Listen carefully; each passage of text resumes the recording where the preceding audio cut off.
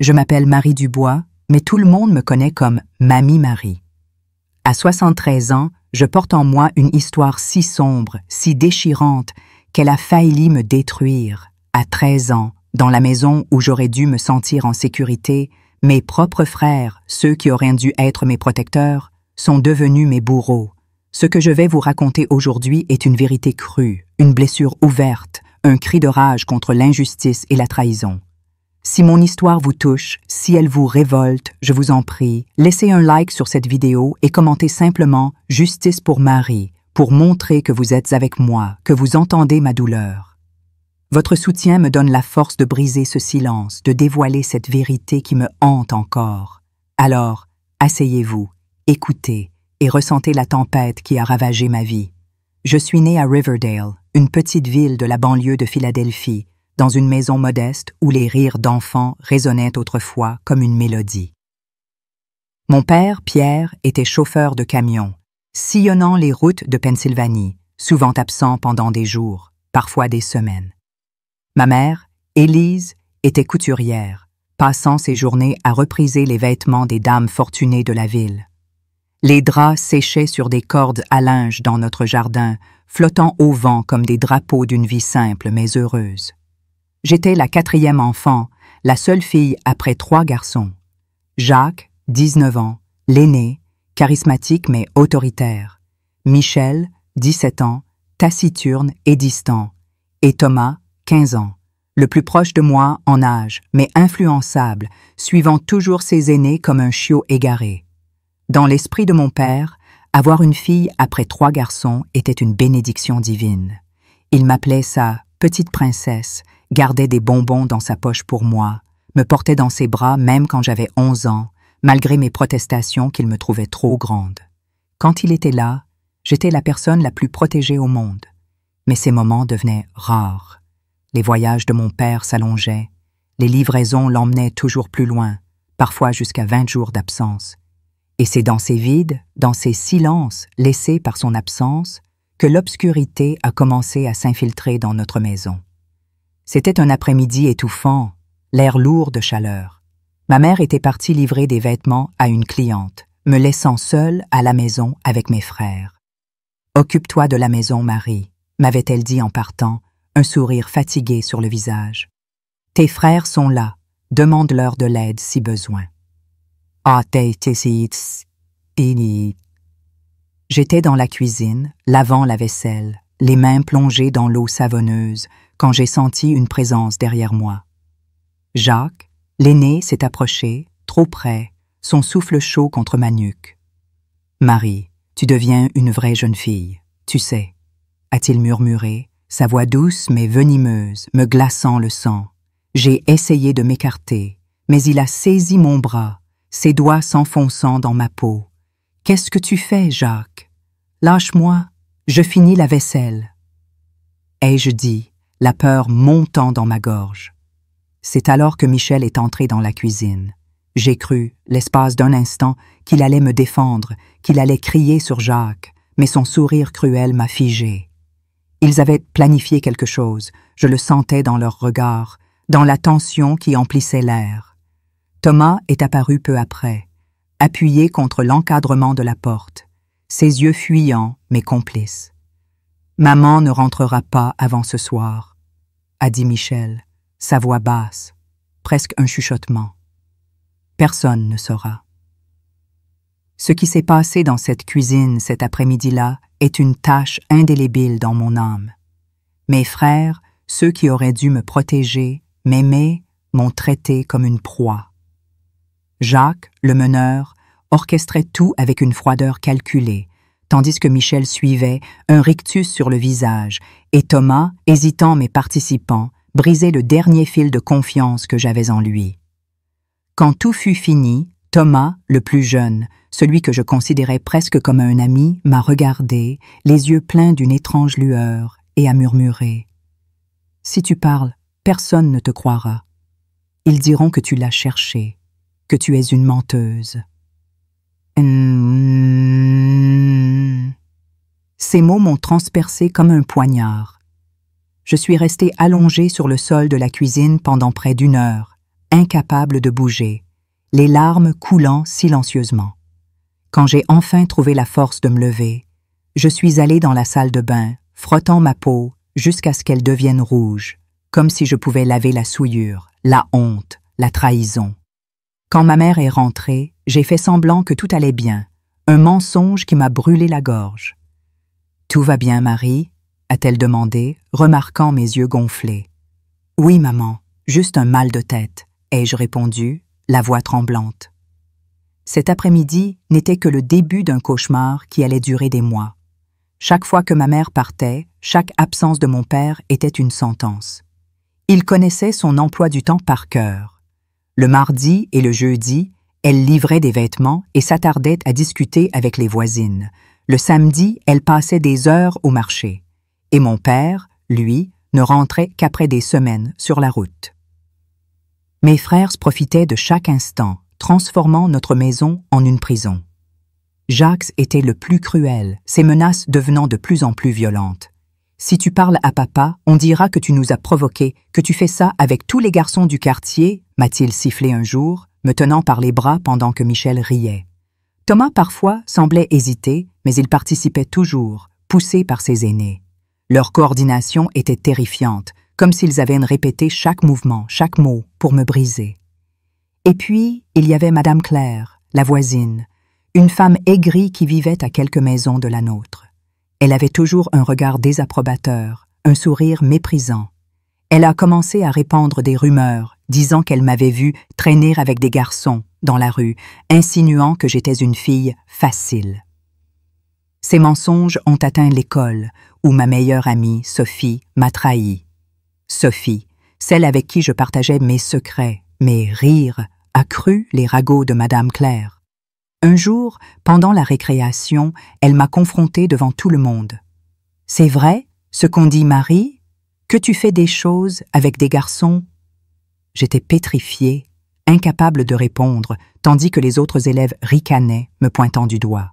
Sophie a continué, sa voix pleine de mépris. « Je pensais que tu étais différente, mais apparemment, tu cherches les ennuis. » C'est comme si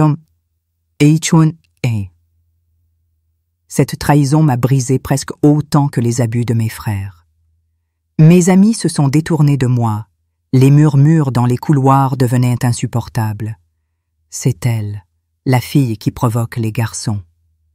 Madame Claire, avec son sourire venimeux, alimentait ces rumeurs à chaque coin de rue, racontant à qui voulait l'entendre que j'étais la honte de ma famille, que mes parents ne m'avaient pas bien élevée. Cette injustice, cette cruauté d'une femme adulte qui accusait une enfant de 13 ans me rendait folle de rage. Comment pouvait-elle, une voisine, une femme, me juger ainsi sans connaître la vérité? Comment pouvait-elle transformer ma douleur en un spectacle pour la ville? Je commençais à m'éteindre. Moi, la fille joyeuse qui aimait chanter et dessiner, je devenais une ombre. Je ne mangeais presque plus, mes joues se creusaient, des cernes noires encadraient mes yeux. À l'école, mes notes, autrefois excellentes, dégringolaient. Ma professeure, Mademoiselle Laurent, m'a prise à part un jour. « Que t'arrive-t-il, Marie?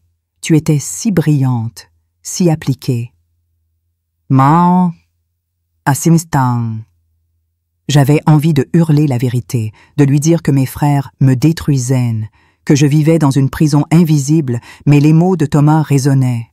« Personne ne te croira. » Et tiens, et je commençais à douter de moi-même. Étais-je coupable? Avais-je fait quelque chose pour mériter ça? Ces questions me torturaient, me rongeaient de l'intérieur. À la maison, je changeais ma façon de m'habiller, portant des vêtements amples, moches, pour me rendre invisible. J'ai coupé mes cheveux courts, cessé de sourire, tout pour ne plus attirer l'attention. Mais rien n'arrêtait mes frères. Leur cruauté s'intensifiait, leurs abus devenaient plus brutaux. Un jour, après une agression particulièrement violente, Jacques m'a attrapé par les cheveux, son visage à quelques centimètres du mien. « Si tu parles à papa, on dira que tu es une traînée, que tu as séduit la moitié de l'école. Qui crois-tu qu'il croira? Ses 3 fils ou une gamine bizarre qui ne parle plus? » Michel a ajouté, riant. « Même maman commence à douter de toi. Tu as vu comment elle te regarde? » Il avait raison. Ma mère, Élise, commençait à me scruter avec suspicion. Les mensonges de mes frères, combinés aux ragots de Madame Claire, avaient semé le doute dans son esprit. Un soir, au dîner, Jacques a dit, feignant l'inquiétude. « Maman, j'ai vu Marie parler à un garçon plus âgé près de l'épicerie. Elle devient un peu trop audacieuse, non? » Ma mère m'a fixé, son regard oscillant entre inquiétude et méfiance. « C'est vrai, Marie? » a-t-elle demandé. « Non, maman, je le jure, c'est faux. » ai-je répondu, la gorge nouée. Mais je voyais dans ses yeux qu'elle ne me croyait pas complètement. Cette fracture entre nous, ce doute qu'ils avaient planté dans l'esprit de ma propre mère, était une nouvelle blessure, une trahison presque aussi douloureuse que leurs actes. Comment pouvaient-ils? Comment mes propres frères pouvaient-ils non seulement me détruire physiquement, mais aussi me voler l'amour et la confiance de ma mère? Cette injustice me consumait, attisant une rage silencieuse que je n'osais pas encore exprimer. La situation empirait. Mon corps commençait à montrer des signes alarmants. Je saignais en dehors de mes règles, des douleurs me faisaient plier en deux, des fièvres inexpliquées, haleine et venin. Un soir, après un abus particulièrement sauvage, la douleur était si intense que je me suis effondrée dans la salle de bain. Du sang coulait, beaucoup trop, formant une flaque autour de moi. J'étais à peine consciente, incapable d'appeler à l'aide. Thomas m'a trouvée ainsi, et pour la première fois, j'ai vu la panique dans ses yeux. « Jacques, Michel, venez vite !» a-t-il crié. « On est allé trop loin cette fois !» Ils m'ont porté jusqu'à mon lit, ont nettoyé la salle de bain, changé mes vêtements, comme si effacer les traces pouvait effacer leur crime. « Si quelqu'un l'apprend, on est fichu », a murmuré Jacques, son visage blême. « On dira qu'elle est tombée dans l'escalier du fond. » Ils m'ont laissée là, tremblante, à peine capable de respirer, la douleur déchirant mon corps. Je priais, suppliant Dieu de me sortir de cet enfer, d'une manière ou d'une autre. Par un miracle, cette nuit-là, mon père est rentré plus tôt que prévu. Il était censé revenir le lendemain, mais il avait terminé ses livraisons en avance. Je me souviens de lui entrant dans ma chambre, comme il le faisait toujours, pour m'embrasser sur le front avant de dormir. Mais quand il a allumé la lumière, il a vu le sang sur les draps. « Mon Dieu, Marie, que s'est-il passé ?» a-t-il crié, sa voix tremblante de panique. Il m'a secoué doucement, ses mains touchant le tissu humide. « Élise, viens ici tout de suite. » J'ai ouvert les yeux, à peine capable de parler, et j'ai murmuré « Papa, aide-moi. » Ce furent mes derniers mots avant de sombrer dans l'inconscience. La fureur dans les yeux de mon père, la peur, la douleur, tout cela reste gravé dans ma mémoire. Il m'a porté jusqu'à la voiture, hurlant à ma mère de venir. En chemin vers l'hôpital, je sentais sa main serrer la mienne, comme s'il pouvait me retenir dans ce monde par la force de sa volonté. À l'hôpital Sainte-Hélène, les médecins ont lutté pour me stabiliser. J'entendais leur voix, lointaine, disant des mots que je ne comprenais pas complètement. Mais une phrase m'a marquée à jamais. Cette fille a été victime d'abus sexuels répétés et violents. Il faut appeler la police immédiatement. Manque aussi. Mon père, cet homme toujours si calme, est devenu une tempête. Il criait, brisait des objets. Il a fallu 3 infirmiers pour le retenir. Qui a fait ça à ma fille? Qui? Hurlait-il, sa voix brisant mon cœur. Ma mère, prostrée dans un coin, pleurait en silence, incapable d'assimiler l'horreur. Une assistante sociale, Claire, une jeune femme aux yeux doux, s'est approchée de moi. « Maman, Marie, je suis là pour t'aider. Peux-tu me dire qui t'a fait ça? »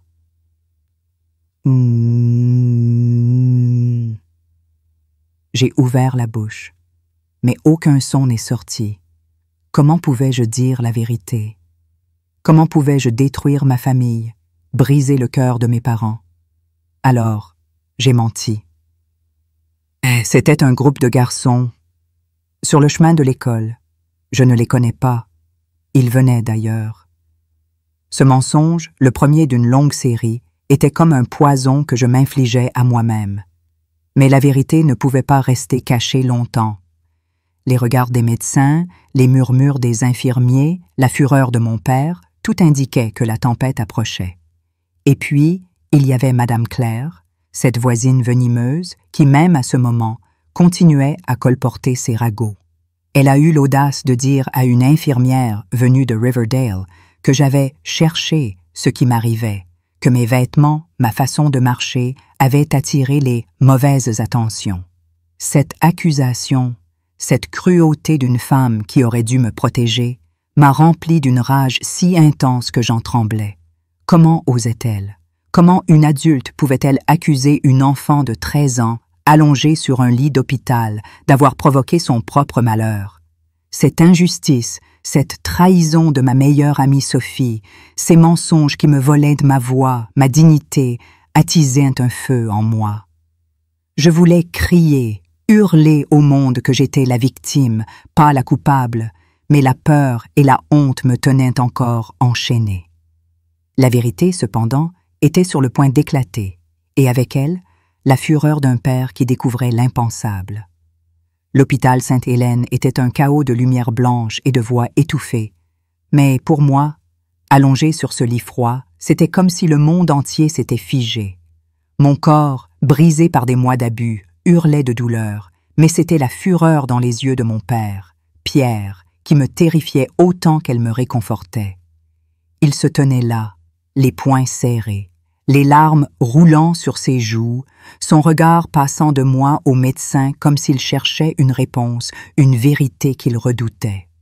« Qui a fait ça à ma fille ?» criait-il, sa voix résonnant dans la salle d'urgence, brisant le silence clinique.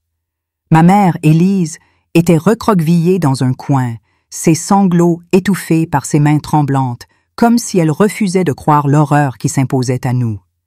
Mais moi, je savais. Je portais cette vérité comme un fardeau écrasant, un secret qui me consumait. Et pourtant, j'avais menti. J'avais dit que c'était des étrangers, des garçons inconnus, pour protéger une famille déjà au bord de l'effondrement. Mais la vérité, comme une bête enragée, refusait de rester enchaînée. Les médecins s'agitaient autour de moi, leurs visages graves, leurs murmures lourds de sous-entendus. Une phrase, prononcée par un docteur aux cheveux grisonnants, restait gravée dans mon esprit. Les blessures de cette fille montrent des abus répétés sur une longue période. Ce n'est pas un incident isolé.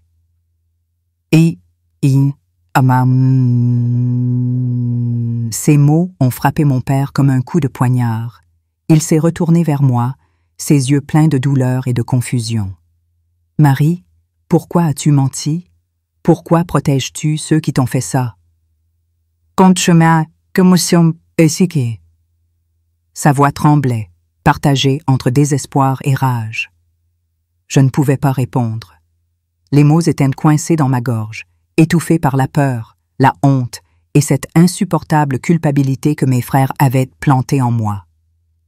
Jacques, Michel, Thomas, ils m'avaient convaincu que personne ne me croirait, que je serais la honte de la famille, une menteuse. Et puis, il y avait Madame Claire, cette voisine venimeuse, dont les ragots empoisonnés continuaient à me poursuivre jusqu'ici.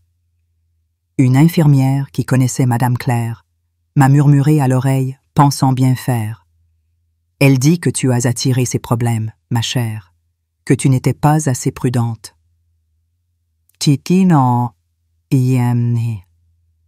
Ces mots m'ont transpercé comme une lame. Comment osait-elle? Comment cette femme, qui aurait dû être une figure de soutien, pouvait-elle accuser une enfant de 13 ans, à peine consciente sur un lit d'hôpital, d'avoir provoqué son propre calvaire? Cette injustice me consumait, attisant une colère si profonde que je sentais mon cœur prêt à exploser. C'est alors qu'un nouvel acteur est entré en scène, un homme qui allait faire bouillir mon sang d'indignation. L'officier Daniel, un policier local au sourire mielleux et au regard fuyant. Il est arrivé peu après que les médecins ont appelé la police, son uniforme impeccable contrastant avec l'arrogance de son attitude. Il s'est adressé à mon père comme s'il s'agissait d'une simple formalité. « Monsieur Dubois, calmez-vous, nous allons enquêter. Mais soyons réalistes, Riverdale est une petite ville. Ce genre de choses, ça arrive rarement. Peut-être que votre fille a mal compris la situation. » J'ai cru que mon père allait le frapper. « Mal compris ?» a-t-il rugi, sa voix faisant trembler les murs. « Ma fille est à l'hôpital, à peine vivante, et vous osez suggérer qu'elle a mal compris. » L'officier Daniel a levé les mains, feignant l'apaisement, mais son ton était condescendant.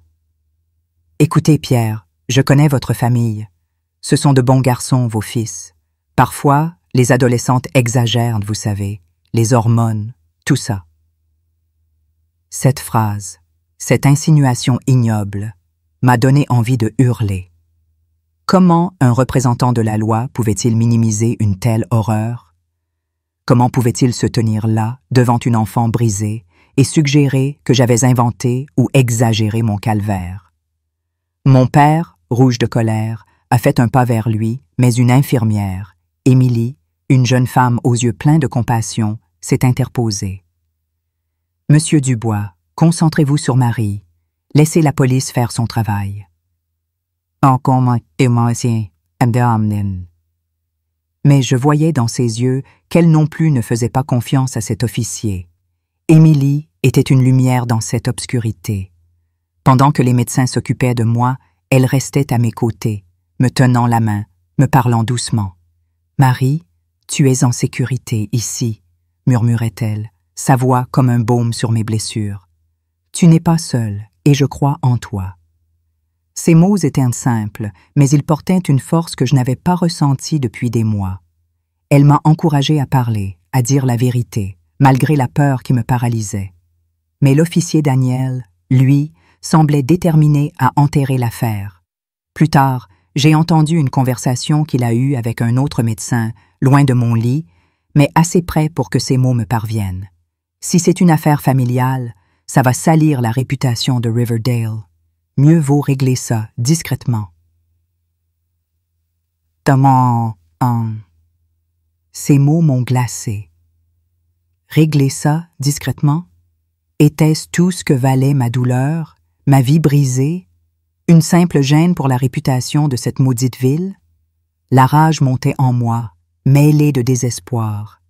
Comment un homme chargé de protéger les citoyens pouvait-il être aussi corrompu, aussi insensible? Chaque mot qu'il prononçait était une nouvelle trahison, une insulte à ma souffrance.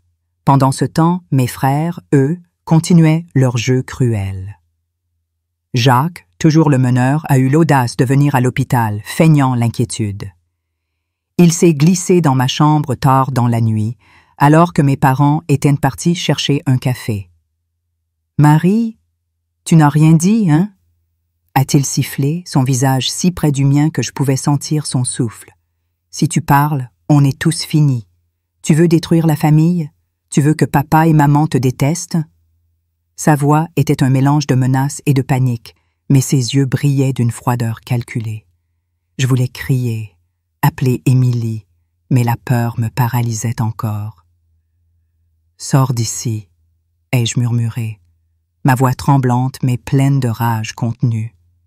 Il a souri, ce sourire cruel qui me hantait, et a murmuré « Tu sais ce qui arrivera si tu parles. » En partant, il a ajouté « Tout le monde croit déjà que tu es une menteuse grâce à Madame Claire. » Cette mention de Madame Claire, cette femme qui continuait à répandre ses mensonges venimeux, a fait bouillir mon sang. Elle avait parlé à l'hôpital, aux voisins, à l'église, disant que j'avais provoqué ce qui m'arrivait, que j'étais une fille à problème. Cette injustice, cette cruauté d'une communauté qui préférait blâmer une enfant plutôt que d'affronter la vérité me rendait folle de rage. Comment pouvaient-ils tous fermer les yeux? Comment pouvaient-ils laisser une enfant porter seule le poids de cette horreur? Mon père, lui, refusait de se taire. Il passait des heures à l'hôpital, exigeant des réponses, harcelant les médecins pour obtenir des copies de mes rapports médicaux. « Je veux la vérité », disait-il, sa voix tremblante mais déterminée. « Je veux savoir qui a fait ça à ma princesse. » Mais l'officier Daniel continuait à minimiser, à détourner l'attention. Un jour, il a pris mon père à part, pensant que j'étais trop faible pour entendre. « Pierre, écoutez, ce genre d'histoire peut détruire une famille. Vous ne voulez pas que vos garçons soient impliqués, n'est-ce pas? On peut régler ça autrement. Quelques billets et on oublie tout. » Cette proposition, cette tentative éhontée de corruption a fait exploser mon père. « Vous osez me proposer de l'argent pour taire ce qui est arrivé à ma fille ?» a-t-il hurlé, attirant l'attention de tout le personnel. « Vous êtes un monstre, tout comme ceux qui ont fait ça !» L'officier Daniel a reculé, feignant l'indignation, mais je voyais la peur dans ses yeux. Il savait que mon père ne se tairait pas, que cette affaire ne serait pas étouffée. Cette tentative de corruption, ce mépris pour ma douleur, a attisé une colère si intense que je sentais mes poings se serrer, même dans mon état de faiblesse. Comment un homme pouvait-il être aussi vil, aussi dénué d'humanité? Émilie, l'infirmière, est devenue mon roc dans cette tempête. Elle passait ses pauses à mes côtés, me racontant des histoires de sa propre enfance pour me distraire, me disant que j'étais plus forte que je ne le pensais. Un soir, elle m'a pris la main et m'a dit « Marie, tu dois parler, pas pour eux, pas pour la ville, mais pour toi. Tu mérites justice. » Ces mots ont percé une brèche dans le mur de peur qui m'entourait, mais la pression montait. À Riverdale, les ragots de Madame Claire s'étaient répandus comme une traînée de poudre. Les voisins murmuraient dans les rues, à l'église, au marché. La fille du bois, elle a toujours été bizarre. Elle a dû chercher les ennuis. Et ça... Certains allaient jusqu'à dire que mes parents étaient fautifs, qu'ils n'avaient pas su m'éduquer. Cette cruauté collective, cette volonté de blâmer une victime plutôt que d'affronter la vérité, était insupportable. Chaque mot, chaque regard accusateur était comme un coup de couteau dans une plaie déjà ouverte. Et Sophie, ma soi-disant meilleure amie, continuait à alimenter ces rumeurs. Un jour, elle a eu l'audace d'envoyer une lettre à l'hôpital, une lettre que ma mère a lue à haute voix, pensant qu'elle venait d'une amie. « Marie, j'espère que tu vas mieux, mais tu dois arrêter de mentir. Tout le monde sait que tu as provoqué ce qui t'est arrivé. » Cette trahison, cette accusation de la part de celle que je considérais comme une sœur, m'a brisée. Comment pouvait-elle? Comment ma meilleure amie pouvait-elle se retourner contre moi, croire les mensonges de Madame Claire plutôt que de me soutenir? Ma rage contre elle, contre cette ville, contre ce système qui protégeait les coupables et accusait les victimes, était une tempête qui menaçait de me consumer. Les jours passaient et mon état empirait. Les médecins ont découvert des lésions internes graves, des cicatrices d'abus prolongés qui mettaient ma vie en danger. Ils ont averti mes parents que je pourrais ne jamais pouvoir avoir d'enfant. À 13 ans, entendre cela était comme perdre une partie de mon avenir, une nouvelle blessure infligée par mes frères. Mon père ne quittait pas mon chevet, sa main serrant la mienne, ses yeux rougis par les larmes et le manque de sommeil. « Je trouverai qui a fait ça, princesse, » promettait-il, « même si je dois retourner toute cette ville. » Ma mère, elle, oscillait entre déni et désespoir. « Ce n'est pas possible, » murmurait-elle, comme si nier la vérité pouvait la faire disparaître. Mais les preuves étaient là, dans les rapports médicaux, dans mon corps brisé, dans les regards des médecins qui savaient. Un soir, alors que mes parents étaient à la cafétéria, Thomas, le plus jeune de mes frères, est entré dans ma chambre. Il était méconnaissable, pâle, les yeux cernés, comme s'il portait le poids de sa culpabilité. « Marie, je suis désolé, » a-t-il balbutié, les larmes aux yeux. « Jacques et Michel m'ont forcé. Ils m'auraient battu si je n'avais pas participé. Sa voix tremblait, mais je n'y croyais pas. Pas complètement. Il avait choisi de participer. Il avait choisi de me trahir. « Sors d'ici », ai-je dit, ma voix dure, pleine de colère. Avant que papa revienne, il commence à poser des questions, tu sais. Il demande où vous étiez cet après-midi-là. Jacques est en panique. Je n'ai pas répondu. Une partie de moi voulait que mon père découvre tout, que justice soit faite. Mais une autre partie redoutait l'impact sur notre famille, sur ma mère qui semblait déjà brisée, sur mon père qui risquait de perdre tout contrôle.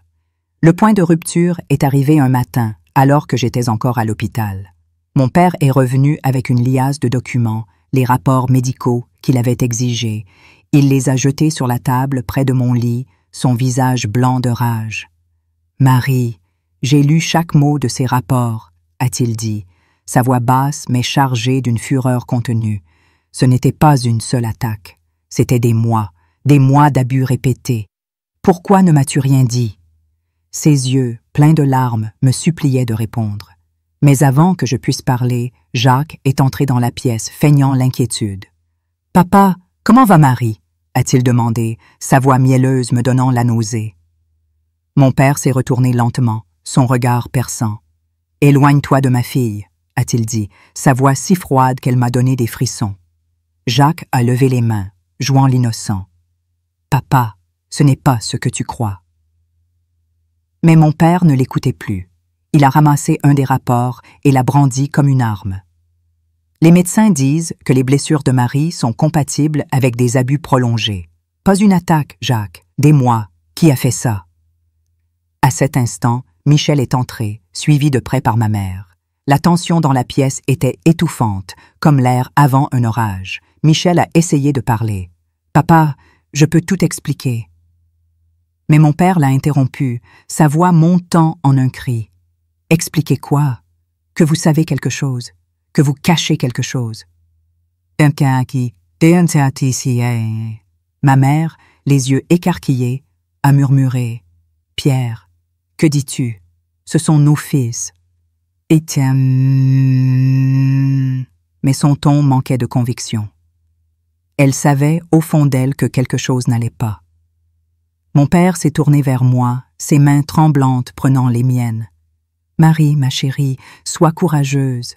Dis-moi la vérité, toute la vérité. » Je sentais les regards de Jacques et Michel sur moi, pleins de menaces, mais quelque chose en moi s'est brisé. La peur, la honte, tout cela s'est effondré face à la douleur dans les yeux de mon père. « C'était eux, papa, » ai-je murmuré, les mots à peine audibles.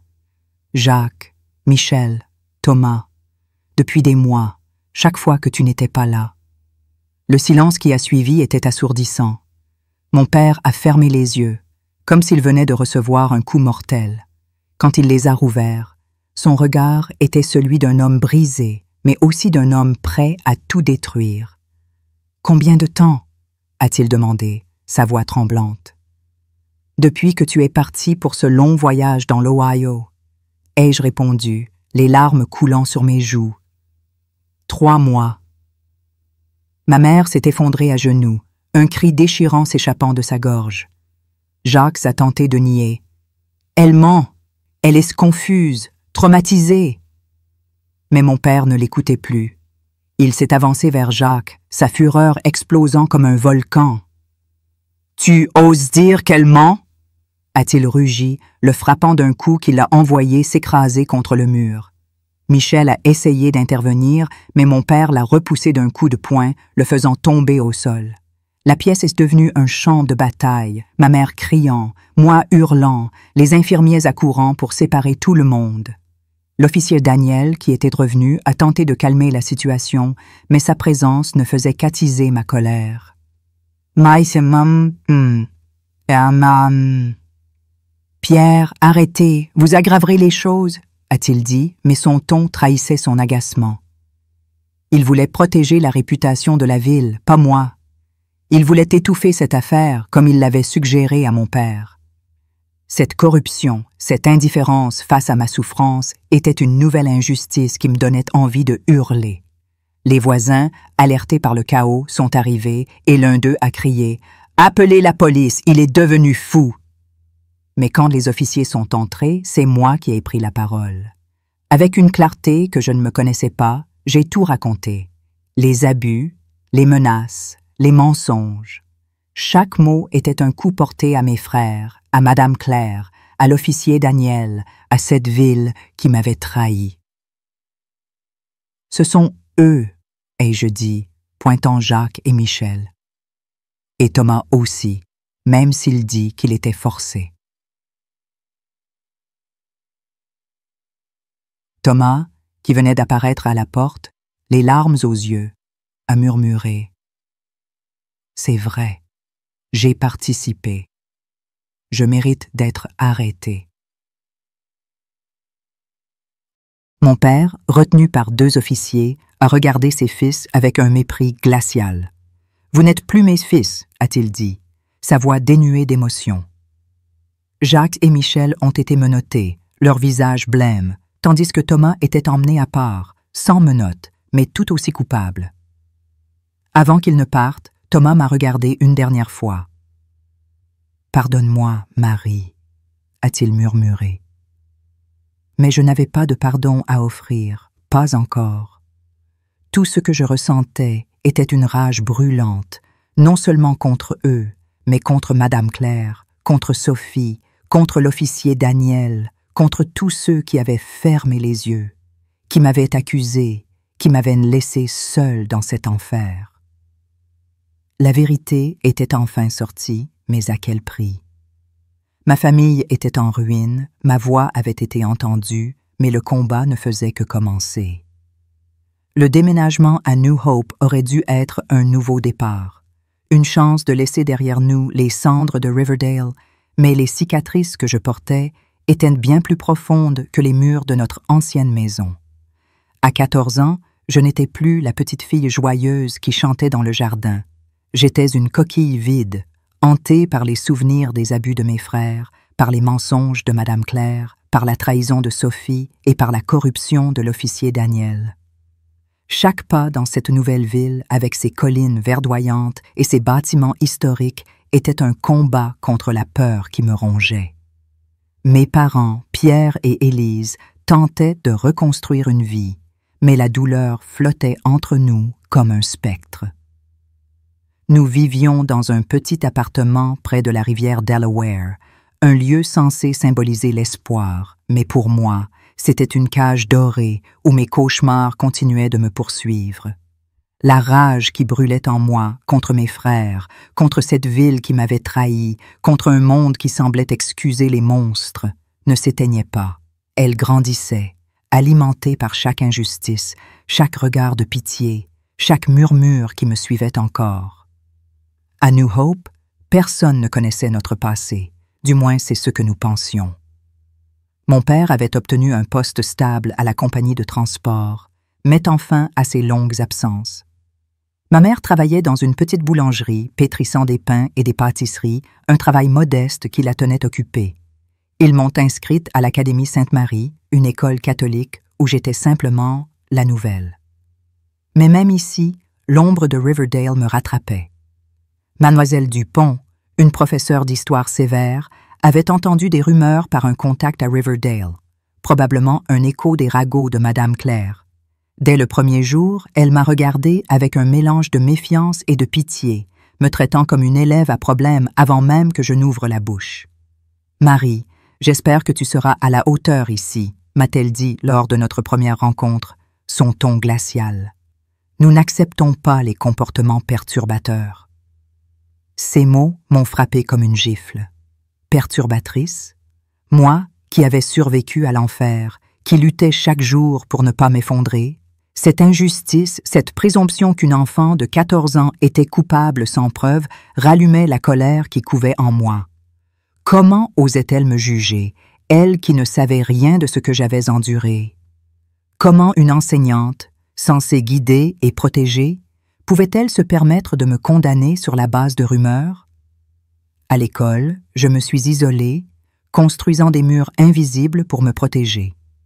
Les autres filles, curieuses de la nouvelle venue, essayaient de m'approcher, mais je repoussais leurs avances.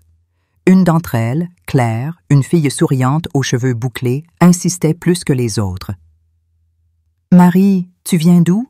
Pourquoi es-tu si silencieuse? » demandait-elle pendant les récréations. Je répondais par des monosyllabes, incapable de faire confiance. L'idée de m'ouvrir, de laisser quelqu'un entrer dans mon monde, me terrifiait. Et pourtant, Claire ne lâchait pas.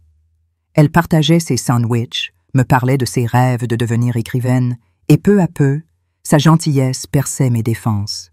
Mais même elle ne pouvait effacer les cauchemars qui me réveillaient chaque nuit, hurlant, trempés de sueur, revivant les mains de mes frères sur moi, leurs menaces résonnant dans ma tête.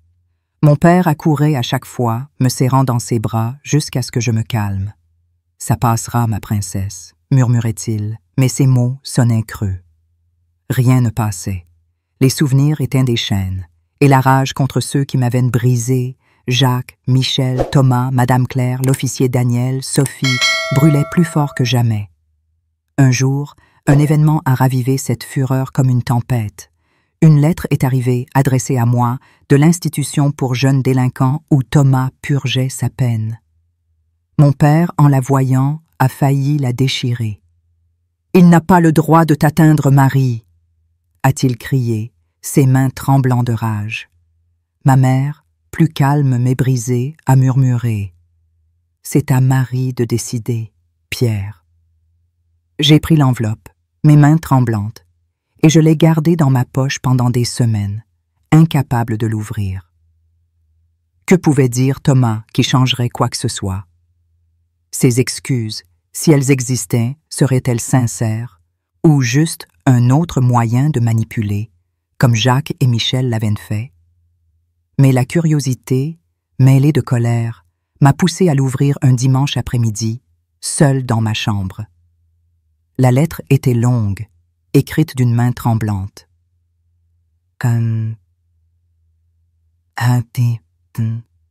Chère Marie, je ne mérite pas ton pardon. Ce que nous t'avons fait est impardonnable. J'étais jeune, influencée par Jacques et Michel, mais j'avais le choix, et j'ai choisi de te faire du mal.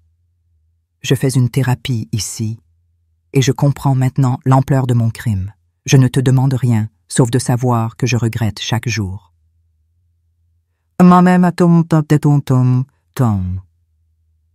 Ces mots auraient pu toucher une autre version de moi, mais ils ne faisaient qu'attiser ma rage. Regretter, après avoir participé à mon calvaire, après avoir choisi de me trahir. Et puis, une rumeur est arrivée jusqu'à moi, par un ancien voisin de Riverdale qui avait déménagé à New Hope. Thomas, dans son institution, manipulait d'autres jeunes, jouant la victime pour gagner leur sympathie. Cette révélation m'a fait bouillir. Même en prison, il continuait à jouer un rôle, à se faire passer pour un innocent. Cette hypocrisie, cette absence de véritable remords, était une nouvelle trahison, un coup de poignard dans une plaie encore ouverte. Et puis, comme si le destin voulait me pousser à bout, une autre lettre est arrivée, cette fois de Madame Claire. Cette femme, cette vipère qui avait transformé ma douleur en ragot de quartier, avait appris notre nouvelle adresse.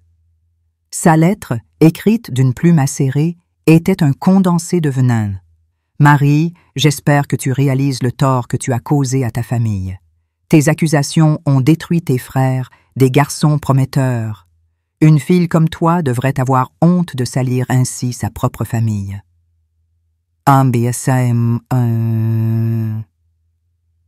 Ces mots m'ont fait trembler de rage. Comment osait-elle? Comment cette femme, qui n'avait jamais levé un doigt pour m'aider, pouvait-elle me blâmer pour avoir dit la vérité? Elle, qui avait répandu des mensonges, qui avait convaincu la moitié de Riverdale que j'étais coupable de mon propre malheur. J'ai déchiré la lettre en 1000 morceaux, hurlant seul dans ma chambre, ma colère explosant comme une tempête. Cette injustice, cette cruauté d'une femme adulte qui continuait à me persécuter, à me voler ma voix, était insupportable. Je voulais crier au monde entier que j'étais la victime, pas la coupable, que j'avais le droit de vivre sans honte, sans peur. Mais au milieu de cette tempête, une lueur d'espoir a émergé. À l'école, j'ai rencontré David, un garçon calme et sérieux qui étudiait les sciences. Il était différent des autres, patient, respectueux, sans jamais chercher à forcer ma confiance. Lors d'une sortie scolaire, il s'est assis à côté de moi et m'a parlé de son amour pour les étoiles, me décrivant les constellations avec une passion qui m'a fait sourire pour la première fois depuis des mois. « Tu as déjà regardé le ciel la nuit, Marie ?» m'a-t-il demandé. « Ça te rappelle que le monde est plus grand que nos problèmes. » Ces mots, simples mais profonds, ont touché quelque chose en moi. Peu à peu, David est devenu mon refuge, un ami qui ne posait pas de questions sur mon passé, qui ne voyait pas en moi une victime, mais une personne. Mais même sa présence ne pouvait effacer la colère qui bouillait en moi, surtout quand Mademoiselle Dupont continuait à me traiter avec mépris. Un jour, après que j'ai rendu un devoir qu'elle a jugé médiocre, elle m'a dit devant toute la classe, « Marie, si tu veux réussir ici, tu dois arrêter de te comporter comme une enfant à problème. » Ces mots, prononcés avec un sourire narquois, ont fait exploser ma rage. Une enfant à problème? Moi, qui avais survécu à l'impensable, qui me battais chaque jour pour ne pas sombrer? J'ai serré les poings, retenant les larmes, mais la colère brûlait, alimentée par cette injustice, par ce monde qui semblait déterminé à me condamner. Les années ont passé, et j'ai grandi, portant toujours cette colère, mais apprenant à la canaliser. Hawkins, j'ai appris à faire confiance à David, me confiant peu à peu. Je lui ai raconté des bribes de mon passé, pas tout, mais assez pour qu'il comprenne pourquoi j'étais si réservée.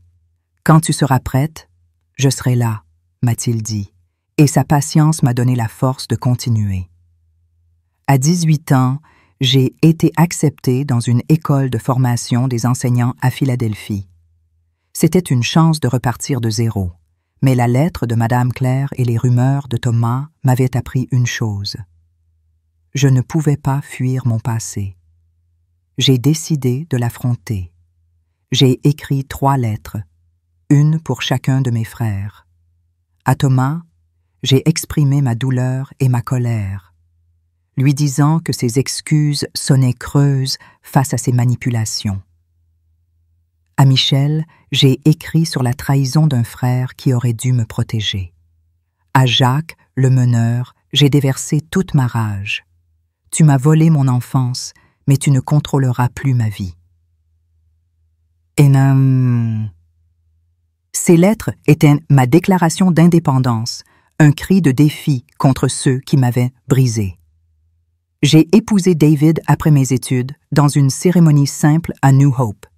Il était mon roc, respectant mes limites, m'aimant sans condition.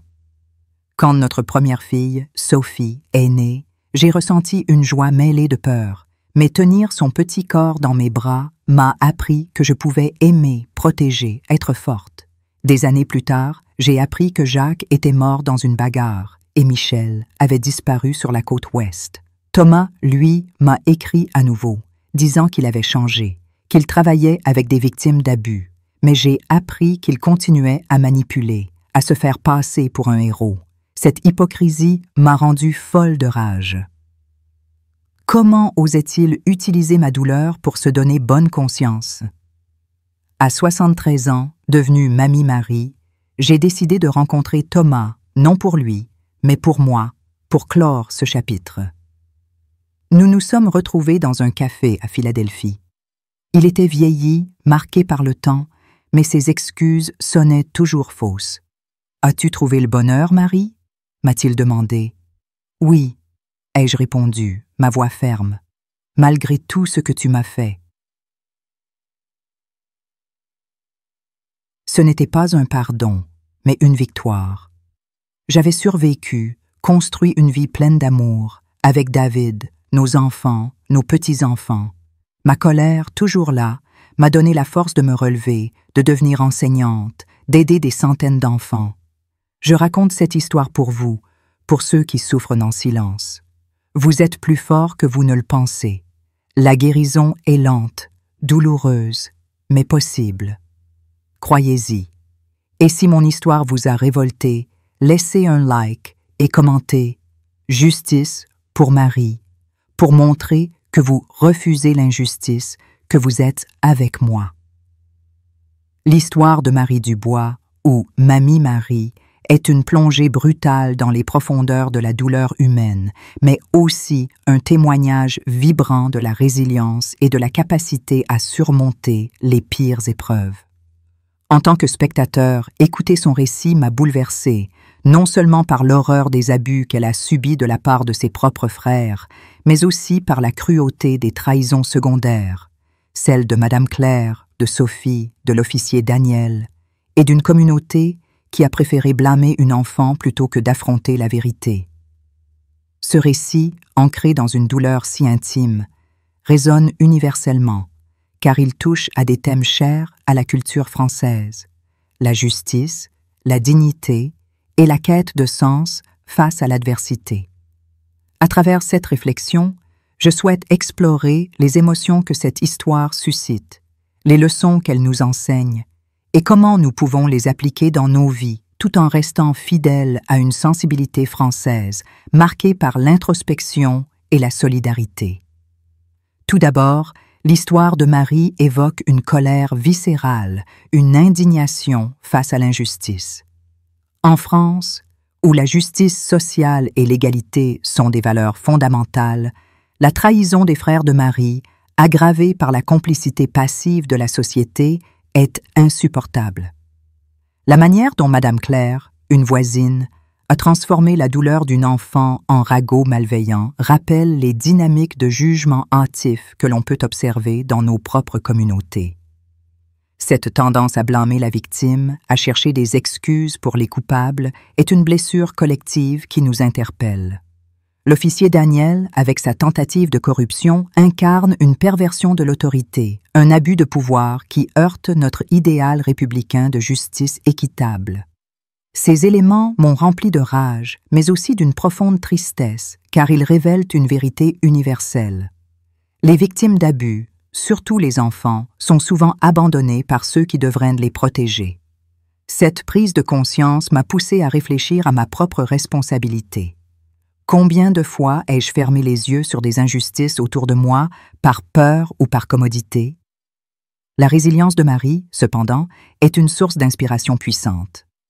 Dans la culture française, où des figures comme Simone Veil ou Gisèle Halimi ont montré la force de l'endurance face à l'adversité, l'histoire de Marie s'inscrit comme un exemple de courage. Malgré les abus, les trahisons et les jugements, elle a choisi de se reconstruire, pas à pas, à travers l'amour de David, son engagement comme enseignante et sa maternité. Cette capacité à transformer la douleur en force créatrice résonne avec l'idée française de l'élan vital, cette pulsion de vie qui pousse à transcender les obstacles. Marie n'a pas seulement survécu, elle a bâti une vie pleine de sens, prouvant que les cicatrices, bien que permanentes, ne définissent pas une personne. Cette leçon m'a profondément marquée. Face à nos propres épreuves, nous avons le choix de nous laisser définir par la douleur ou de chercher un sens, une lumière, même dans les moments les plus sombres. Une autre leçon cruciale est l'importance de la parole. En France, où la littérature et la philosophie valorisent l'expression des vérités difficiles, le silence de Marie pendant des mois d'abus illustre le poids de la peur et de la honte. Mais lorsqu'elle a enfin parlé, brisant ce silence, elle a repris le contrôle de son histoire. Cela nous rappelle que la parole est une arme puissante, capable de renverser l'injustice. Dans nos vies, cela signifie écouter et soutenir ceux qui osent parler, qu'il s'agisse de violences familiales, de harcèlement ou d'autres formes d'abus. Trop souvent, comme à Riverdale, les victimes sont réduites au silence par la peur du jugement. Nous devons, en tant que société, créer des espaces où la vérité peut être dite sans crainte, où les victimes sont crues et soutenues. Cela m'a poussé à m'interroger. Suis-je prêt à écouter, à croire, à agir quand quelqu'un me confie une vérité douloureuse? L'histoire de Marie met également en lumière le rôle de la communauté. À Riverdale, les voisins, menés par Madame Claire, ont choisi de colporter des ragots plutôt que d'offrir du soutien. En France, où la solidarité est une valeur célébrée, notamment à travers des mouvements comme #MeToo ou des associations comme la Maison des femmes, Cette faillite collective est un appel à l'action. Nous devons être vigilants, refuser les jugements hâtifs et soutenir ceux qui souffrent. Cela peut commencer par des gestes simples. Écouter un ami en détresse, signaler une situation suspecte ou s'élever contre les rumeurs. La trahison de Sophie, l'amie de Marie, est un rappel douloureux que même les proches peuvent faillir. Cela m'a appris à être plus attentif aux signaux de détresse autour de moi, à ne pas ignorer les silences qui cachent des cris. Enfin, l'histoire de Marie nous enseigne la puissance du pardon, ou plutôt de la capacité à avancer sans pardon total. Marie n'a jamais complètement pardonné à ses frères, mais elle a choisi de ne pas laisser la haine la consumer. Dans une culture française marquée par la réflexion philosophique sur la rédemption, son choix de rencontrer Thomas pour clore ce chapitre sans lui offrir un pardon absolu est un acte de force. Cela nous rappelle que guérir ne signifie pas oublier ou excuser, mais se libérer du pouvoir que les bourreaux ont sur nous. Appliqué à la vie quotidienne, cela signifie apprendre à lâcher prise sur les rancunes qui nous emprisonnent, tout en fixant des limites claires pour protéger notre paix intérieure. Pour appliquer ces leçons, je m'engage à être plus attentif aux injustices autour de moi, à écouter sans juger et à soutenir ceux qui luttent pour se relever. Je veux croire en la résilience, en la possibilité de construire une vie belle malgré les blessures. Comme Marie, je veux choisir la lumière, même après l'obscurité. Son histoire est un cri de ralliement.